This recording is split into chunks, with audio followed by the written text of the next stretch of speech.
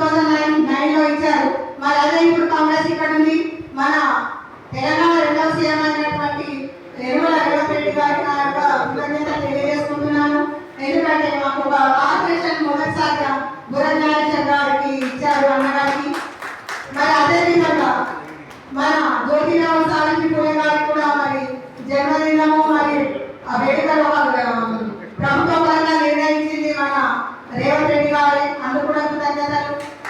అదేవిధంగా మన వాటి శ్రీహరి గారికి కూడా మరి మొదటిసారిగా మనకు ఒక మంత్రి పదవి ఇచ్చినందుకు యనమల రేవంత్ రెడ్డి గారికి మా ముద్రాల తరఫున ముద్రాల తరఫున కృతజ్ఞతలు తెలియజేసుకుంటున్నాం. మరి అదేవిధంగా ఒక విషయం ప్రశ్నిస్తున్నాను మన ముఖ్యమంత్రి గారికి.